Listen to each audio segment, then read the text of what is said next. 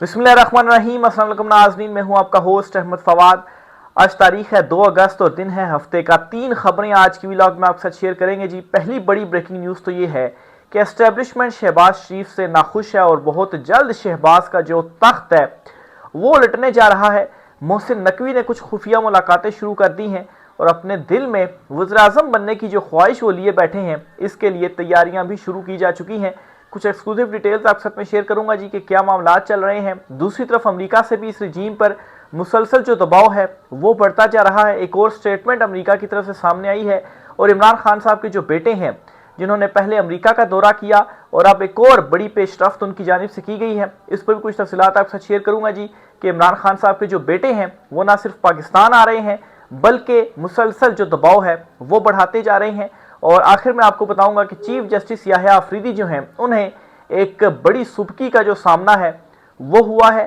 Chief justice Yahya Afridi जिनके ऊपर जिम्मेदारी है और ये जो 26वीं तरमीम है और इस तरमीम के नतीजे में जिस तरीके से अदलिया के ऊपर कंट्रोल हासिल किया गया और चीफ जस्टिस याहिया अफरीदी की इस वक्त क्या इमेज है और इस दौरान उनको क्या सुबकी का सामना करना पड़ा और वो भी पाकिस्तान तहरीक इंसाफ के हाथों, इस पर भी कुछ एक्सक्लूसिव डिटेल्स हैं जी, वो भी आपके साथ शेयर करेंगे। तो पहली खबर की जानिब नाज़रीन बढ़ते हैं कि एस्टेब्लिशमेंट जो है वो शहबाज शरीफ से नाखुश है। इस पर सबसे पहले तो सुहेल वड़ाइच जो हैं, उन्होंने एक कॉलम पहले भी लिखा था, उनका एक और कॉलम अब बाद में भी आया है और उसका एक स्पेसिफिक जो पार्ट है जी वो आपके सामने रखते हैं जी। सुहेल वड़ाइच जो है वो ये कहते हैं कि शहबाज शरीफ की पसंदीदा, आजमूदा और करिश्मा साज टीम अभी तक कामयाबी का झंडा गाड़ने की कोशिश में है। शुगर स्कैंडल की कोई तो जिम्मेदारी ले। टीम से जिन हैरतनाक तब्दीलियों की तवक्को थी वो रोनमा नहीं हो रही, बल्कि इनके रोनमा होने के आसार भी नहीं। तो सुहेल वड़ाइच जिनके हवाले से ख्याल किया जाता है जी कि वो खुद साख्ता तर्जुमान है एस्टेब्लिशमेंट के और जो कुछ भी वो लिखते या बोलते हैं वो असल में उनका पैगाम ही है। तो ये पैगाम है जी एस्टेब्लिशमेंट का शहबाज शरीफ के लिए कि हम आपसे खुश नहीं हैं और आपकी जो टीम है जो कि आपकी आजमाई हुई थी और आप समझते थे कि वो बड़ी कामयाब है, वो कामयाबी के झंडे गाड़ने में नाकाम जो है वो हो चुकी है। इससे पहले असतूर भी ये खबर दे चुके हैं जी कि एस्टेब्लिशमेंट के अंदर 2 धड़े बन चुके हैं। एक धड़ा ये कहता है जी कि ये जो चुनतखीब हुकूमत है ये ना आलमी सतह पर कुछ कर सकी, ना अहल साबित हुई और ना ही मुल्क में इमरान खान साहब का जो बयानिया है उसे काउंटर कर सकी। तो हम आखिर क्यों इस हुकूमत का जो बोझ है वो अपने सर पर उठाकर जो है वो लेकर घूमते रहें, तो इनको हटा देना चाहिए। लेकिन जो दूसरा धड़ा था जी वो कहता है जी कि कंटिन्यू करना चाहिए। तो ऑलरेडी जी कुछ दिन पहले ये खबर आना जी कि धड़ा बन गया और फिर उसके बाद शहबाज शरीफ जो हैं उनसे नाखुश हैं और अब सुहेल वड़ाइच की जानिब से ये बात सामने आना जी, तो ये वाज़ेह सबूत है जी कि तख्ता उलटने जा रहा है। और दूसरी तरफ एक और ख़बर भी सामने आई है, शहबाज गिल की जानिब से ये खबर जो है वो दी गई है कि मोहसिन नकवी ने अपना जो ऑफिस है वो मुंतकिल कर दिया है और एक ऐसी जगह पर मुंतकिल किया है जहाँ पर वो कुछ खुफिया मुलाकातें कर रहे हैं। और ऑफिस मुंतकिल करने की रीज़न भी यही थी कि वो अब लॉबिंग कर रहे हैं वज़ीर-ए-आज़म बनने की और उसके लिए उनको खुफिया मुलाकातें करनी थी, इस वजह से उन्होंने ऑफिस चेंज कर लिया है और उनकी भरपूर ख्वाहिश है कि वो वज़ीर-ए-आज़म बने। मोहसिन नकवी के हवाले से भी एक कहानी सामने आ चुकी है जी कि इस चुनतखिब हुकूमत से जान छुड़वाने के बाद इनको बली का बकरा बनाकर और सारे का सारा मलबा इनके ऊपर डाला जाएगा और कोशिश की जाएगी कि अवाम में अपनी जो इमेज है वो बहाल की जाए। अलबत्ता ये चीज़ नामुमकिन है, लेकिन अगर इस चुनतखिब हुकूमत को हटा दिया जाता है तो फिर उसके बाद जो एक ऑप्शन होगा वो मोहसिन नकवी की ही सूरत में सामने आ सकता है, क्योंकि इमरान खान साहब को तो ये बिल्कुल एंड तक जोर लगाएंगे कि वो जेल से बाहर ना निकले, क्योंकि अगर वो जेल में से बाहर निकल आते हैं तो फिर इसके बाद इन सब में से इन सबको ये मालूम है कि हम में से कोई भी जो है वो नहीं बचेगा। हम ये पूरे का पूरा जो सिस्टम है ये इस वक्त इमरान खान से खौफजदा है। तो पहली बड़ी जो खबर थी जी वो तो ये हो गई कि शहबाज शरीफ मुश्किल में है और मोहसिन नकवी जो है वो तैयारियां कर रहे हैं वज़ीर-ए-आज़म बनने की। दूसरी खबर आपके साथ शेयर करता चलूँ जी कि इमरान खान साहब के जो बेटे हैं वो एक्टिव हो गए हैं और उन्होंने पहले तो विज़िट किया अमेरिका का, वहाँ पर उन्होंने कुछ अहम मुलाकातें की हैं जी। वहाँ पर उन्होंने एक इंटरव्यू दिया और अब उनका एक और इंटरव्यू जो है वो सामने आया है और इस इंटरव्यू में उन्होंने साफ साफ इस सिस्टम को ललकार दिया है और ये जो धमकियाँ दे रहे थे ना कि अगर वो आए तो हम उन्हें गिरफ्तार कर लेंगे, तो इस पर सलमान और कासिम जो हैं उनकी ज़रा स्टेटमेंट सुनिए कि वो क्या कहते हैं। जो भी होगा देखा जाएगा, हम पाकिस्तान ज़रूर जाएंगे। तो ये जो धमकियां लगा रहे हैं ना उनको कि हम आपको गिरफ्तार कर लेंगे, तो सलमान और कासिम का कहना है कि जो मर्जी हो जाए हम पाकिस्तान ज़रूर जाएंगे। कल अलीमा खान साहबा ने भी ये ट्वीट की और कहा जी कि सलमान और कासिम पाकिस्तान आना चाहते हैं और उन्होंने अप्लाई भी किया हुआ है, लेकिन ये जो चुनतखब हुकूमत है ये इनको वीज़ा इशू नहीं कर रही और जो इंटीरियर मिनिस्ट्री है जी वो इनकी क्लियरेंस नहीं कर रही। वहाँ से क्लियरेंस होगी तब ही जो वीज़ा है जी पाकिस्तान की तरफ से वो इशू होगा और वो पाकिस्तान आ पाएंगे।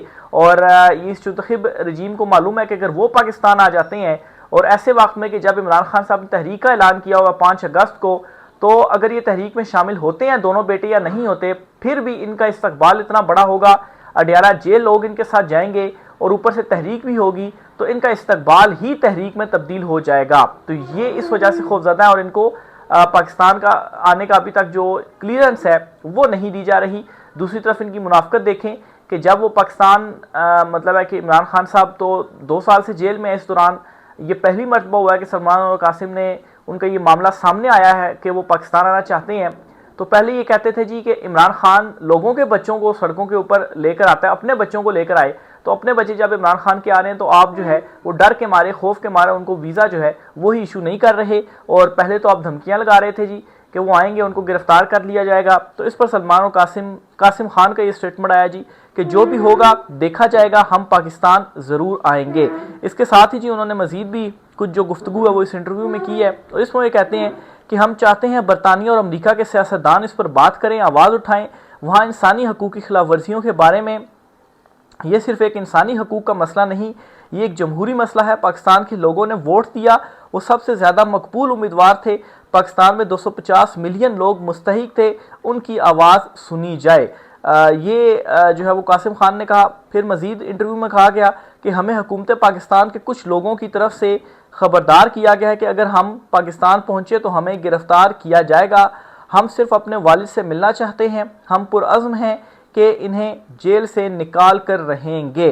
तो इस मिशन पर सलमान और कासिम पाकिस्तान आ रहे हैं और वो पुरअज़्म है कि वो अपने वालिद को जो जेल है जी इससे निकालेंगे। और इसके लिए पहले अमेरिका में भी मुलाकातें की और अब वो जो इंटरव्यूज़ हैं वो दे रहे हैं और मुसलसल जो दबाव है जी वो बढ़ता जा रहा है इस चुनतखब रजीम के ऊपर, क्योंकि ये किसी भी सतह के ऊपर डिलीवर करने में नाकाम हो रहे हैं। अमेरिका के मुआहदे का बड़ा शोर था जी, मीडिया के ऊपर भी उसे इस तरह से पोर्ट्रे किया गया जैसे बड़ी कोई कामयाबी हासिल कर ली गई। लेकिन आप देखें कि पहले तेल जो हम करीबी कंट्रीज से लेते थे वो अब हम अमेरिका से लेंगे। और वो बड़ी एक अच्छी एग्जांपल किसी ने शेयर की थी कि मिसाल के तौर पर आप ब्रेड ख़रीदने जाते हैं तो पहले आप अपने मोहल्ले की ही बेकरी से ब्रेड ख़रीदते थे, अब आप जो है वो फ्रांस जाएंगे, हवाई जहाज़ का टिकट करेंगे और फिर उसके बाद वहाँ पर जाकर ब्रेड ख़रीदेंगे और ब्रेड वापस जो है वो फिर लेकर आप अपने घर जो है वो पहुँचेंगे। तो इससे आप अंदाज़ा लगा लें कि आपको टाइम कितना लग रहा है और आपका पैसा कितना ज़्यादा खर्च जो है वो हो रहा है। और उस चीज़ का क्या फ़ायदा कि जो आपको टाइम पे ही ना मिले। आप ब्रेड अगर सुबह, ये ऐसा तो नहीं होगा कि 1 घंटे के अंदर ही आप वापस आ जाएं, आपको पूरा दिन लग जाएगा। तो शाम को तो आप ब्रेड नहीं खाएंगे, आपने खानी तो सुबह नाश्ते के साथ ही है। तो ये इस वक्त इनकी सूरत हाल है, इन नाअहलों की सूरत हाल है। और ये सब कुछ क्यों किया जा रहा है जी? किसी तरीके से अमेरिका को राम कर लें। अमेरिका की आइटम्स के ऊपर जो है वो टैरिफ हटा दिया गया और अमेरिका हमारे ऊपर 19% जो टैरिफ है जी अब वो आयद कर रहा है। क्यों किया जा रहा है कि राम किया जाए अमेरिका को और अमेरिका जो है वो ताकि वहाँ से इमरान खान के लिए कोई जो आवाज़ है वो ना उठ सके और हमारा जो सिस्टम है जी वो इसी तरीके से चलता रहे। लेकिन ये भी इनकी गलत फहमी है कि हम हाँ हाँ करते रहेंगे और हम जो है वो चलते रहेंगे। आप कब तक हाँ हाँ करते रहेंगे? एक टाइम आएगा कि आप हाँ चीज़ों के ऊपर नहीं कर पाएंगे। तो इस चीज़ की भी आप जो है वो समझ नहीं लग रही कि आप सिर्फ और सिर्फ थोड़ा सा टाइम तो ले सकते हैं। मतलब अब ये अजीबोगरीब किस्म की जो डील है वो की गई कि अब हम अमेरिका से तेल लेंगे। अब इसके ऊपर आपने हाँ करके पाकिस्तानी अवाम का नुकसान तो किया, लेकिन कल को और कोई चीज़ों के ऊपर अमेरिका जो है वो जोर डाल दे तो क्या उसके ऊपर भी हाँ कर दी जाएगी? तो ये सिलसिला भी ज़्यादा देर तक नहीं चल पाएगा। ऑलरेडी कुर्बानियों का सिलसिला शुरू हो चुका है। वो कहते हैं ना कि जब भी आप मतलब है कि किसी कश्ती में हो या जहाज़ में हो तो जब वो डूबने लग पड़ता होता है ना, तो सबसे पहले जो सामान होता है जो आप समझते हैं कि लेस इम्पॉर्टेंट है, आप उसको फेंकना शुरू कर देते हैं ताकि आपकी जो कश्ती है वो जल्दी ना डूबे। डूबना तो आपने है ही है, लेकिन थोड़ा सा वक्त लेने के लिए। तो अभी भी वही किया जा रहा है। अभी खबरें आना जी कि इस चुनतखब हुकूमत से जान छुड़ाना, तो क्या है जी, आहिस्ता आहिस्ता वो जो लेस इंपॉर्टेंट सामान है उससे जान छुड़वाई जाएगी और आखिर में आपके पास कुछ भी नहीं बचेगा, आप अकेले रह जाएंगे और फिर उसके बाद जो कश्ती है वो डूब जाएगी। तो ये जो सूरत हाल है वो अब बन चुकी है और इस मुंतखब से भी इंशाल्लाह जल्द जो जान है जी वो छुटने जा रही है। आखिर में आपको बताता चलूँ जी कि अमेरिका से भी जो दबाव है वो आना मुसलसल बढ़ता जा रहा है जी कि ज़ल्मे खलीलज़ाद हैं जी, इमरान खान साहब के जो बेटे हैं, इनके इंटरव्यू के बाद ज़ल्मे खलीलज़ाद ने एक और ट्वीट किया है। इस ट्वीट में ये कहते हैं कि it is brutal and harmful to Pakistan to keep Imran Khan in prison,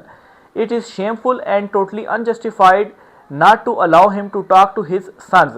यानी कि वो कह रहे हैं जी कि इमरान खान साहब को जेल में रखना ये पाकिस्तान के लिए नुकसानदा है और ये बहुत शर्मनाक है और ये इंसाफ के तकाजे बिल्कुल पूरा नहीं करता। ये नाइंसाफ़ी है कि आप इजाज़त नहीं दे रहे कि वो अपने बेटों से इमरान खान साहब बात कर सकें। Given the many challenges faced by the country it is time to free Imran Khan. यानी कि जितने चैलेंजेस इस वक्त कंट्री फेस कर रहा है, पाकिस्तान फेस कर रहा है, अब टाइम आ गया कि इमरान खान को रिहा किया जाए एंड एम्ब्रेस नेशनल रिकॉन्सिलिएशन, और दोबारा से जो यकजहती है वो कायम की जाए।